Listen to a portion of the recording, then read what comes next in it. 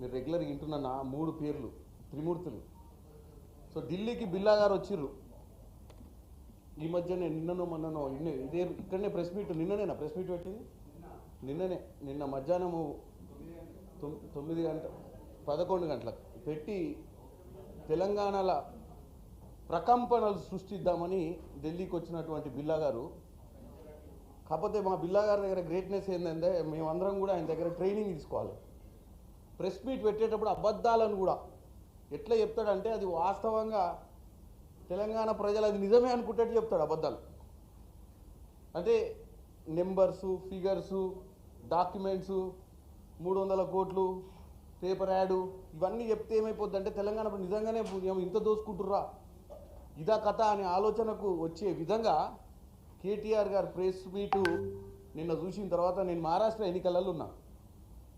Chandrapur parliament నియోజకవర్గంలో 6 అసెంబ్లీలకు ఇన్ఛార్జిగా అంటే అబ్జర్వర్గా పనిచేస్తున్నా నేను. నిన్న రాత్రి ఢిల్లీకి స్టాండింగ్ కమిటీ మీటింగ్ ఉంటే వచ్చిన. సో ఢిల్లీనే ఆయనకు సమాధానం ఇవ్వదలుచుకున్నాను నిన్న ప్రెస్ మీట్లో. నేను కొన్ని ఫోటోలు చూపిస్తాను ఫస్ట్ మీకు, ఎందుకంటే చంద్రపూర్ నుంచి తెచ్చిన ఫోటోలు ఇవి. చంద్రపూర్ లోక్సభల బల్లార్పూర్ అసెంబ్లీ, అంటే బల్లార్షా అంటాం మనం, మన రూట్లో బల్లార్పూర్ అసెంబ్లీలో చంద్రపూర్ జిల్లాకు సంబంధించిన సుధీర్ ముంగిటివార్ అని చెప్పి మంత్రి, ఆయన ప్రచారంలో మీరు చూసినట్టయితే బీఆర్ఎస్ జెండాలు కనపడుతున్నాయి బండికి. బీఆర్ఎస్ జెండాలు, BJP BRS canvassing in Chandrapur parliament, Ballarpur assembly for the minister Sudhir Mungantiwar. ఇది ఢిల్లీ పర్యటనకు. ఈ 2-3 ఫోటోలు ఇంకా మీకు ఉన్నాయి. ఈ ఢిల్లీ పర్యటనకు దీనికి లింక్ ఉంది, చెప్తా. ఫస్ట్ ఫోటోలు ఎందుకు చూపిస్తున్నా అంటే కంటెంట్ అర్థం కావాలని. ఇగో ఈ బండ్లు, వీటన్నిటికీ బీజేపీ బీఆర్ఎస్ మహారాష్ట్ర ఎన్నికల మహావికాస్ అఘాడీకి ఎదురుగా బీజేపీకి ఇండైరెక్ట్గా అని ఇక్కడికి వచ్చిండు. కానీ ఇక డైరెక్టే, ఇండైరెక్ట్ ఏం లేదు ఇలా. ఇక పోతే ఇదొక బ్యానర్, మీరు సోషల్ మీడియాలో కూడా చూసి ఉంటారు, నిన్ననే రిలీజ్ చేసినవి. దీంట్లో రాసిర్రు, కాంగ్రెస్ పార్టీ తెలంగాణ మే जिताने के बाद 100 दिन में 6 गारंटी पर అమల్ करने में फेल हो गया అని చెప్పి ఇగో పెద్ద పెద్ద బ్యానర్ రాసి పింక్ కలర్ మీద మహారాష్ట్ర మొత్తం ప్రచారం చేస్తున్నారు. మరి ఎవరి కోసము? వీళ్ళైతే ఎన్నికలలో లేరు, ప్రభుత్వంలో ఉన్నప్పుడు మహారాష్ట్రలో గవర్నమెంటే ఫామ్ చేస్తామని చెప్పి 1000 కొద్ది కోట్లు ఖర్చు పెట్టి మహారాష్ట్రలో మొత్తం వెస్టర్న్ మహారాష్ట్ర, నార్త్ మహారాష్ట్ర, విదర్భ, మరాఠవాడ అన్నిట్లల్లో మేము కార్యకర్తలను తయారు చేస్తాము.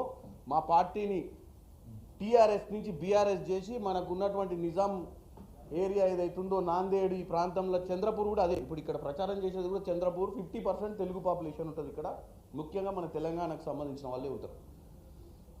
అయితే బిల్లా గారు నిన్న ఇక్కడికి వచ్చినప్పుడు ఆయన ఏదో ఇక్కడ కాంగ్రెస్ ప్రభుత్వం, తెలంగాణలో రేవంత్ రెడ్డి గారి సర్కారు, urban development minister Manohar Lal Khattar గారిని కలిసి ఏదో అమృతము గిమృతం అని వచ్చింది పంచుతారని చెప్పి. నేను ఒకటి చెప్తా, వీళ్ళు ప్రతిసారి ఢిల్లీకి వచ్చినప్పుడు ఏదో లొల్లే ఉంటుంది. ఒకప్పుడు ఢిల్లీకి వచ్చినప్పుడు ఏంది? బెయిలు. ఎవరిది? కవిత గారి బెయిలు, మంతనాలు, చర్చలు. దాని పరిణామం ఏందో తెలుసా మీకు? క్లియర్గా చెప్తున్నా. తెలంగాణలో 17 లోక్సభ స్థానాలుంటే 9 లోక్సభ స్థానాలలో 3వ స్థానం వచ్చింది బీఆర్ఎస్. 7 లోక్సభ స్థానాలలో డిపాజిట్ కూలిపోయింది. అప్పుడు కూడా గిదే పంచాయతీ ఏంటంటే బెయిలు, సెటిల్మెంటు. టోటల్గా బీజేపీ పార్టీకి 8 పార్లమెంట్ సభ్యులు ఇచ్చే ప్రక్రియ.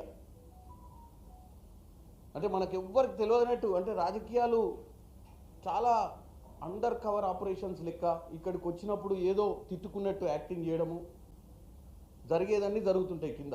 నిన్నొచ్చిన ట్రిప్ కూడా అక్కడ ఏసీబీ కోసం ఈ దొరవారు ఇవాళ అన్ని పతివత మాటలు మాట్లాడతాడు. క్యాబినెట్ మీటింగ్ లేకుండానే ఫార్ములా 1 రేస్ కోసం ఎన్ని కోట్ల రూపాయలు ఎవరి ద్వారా ఎవరికి ఇచ్చిండో మనందరికీ తెలుసు. దాని మీదనే ఈరోజు ఏసీబీ ఎంక్వైరీ అడిగినప్పుడు సడన్గా ఢిల్లీకి వచ్చిండు.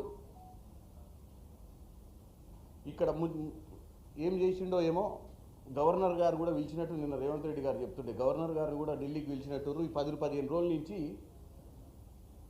ఏదైతే విచారణ కోసం అడిగిర్రో ఆ విచారణ పెండింగ్ పడ్డది.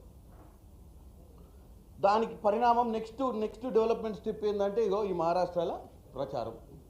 బీఆర్ఎస్ పార్టీ ఓపెన్గా ఫ్లెక్సులు కట్టి తెలంగాణలో కాంగ్రెస్ సర్కార్ ఇచ్చినటువంటి గ్యారెంటీలు అమలు చేస్తలేదు, మీరు దయచేసి తెలంగాణలో కాంగ్రెస్ కోట్ వేసినట్టు మహారాష్ట్రలో కూడా కాంగ్రెస్ కోట్ వేద్దన్న ప్రచారం ఓపెన్గా బీఆర్ఎస్ పార్టీ చేస్తుంది.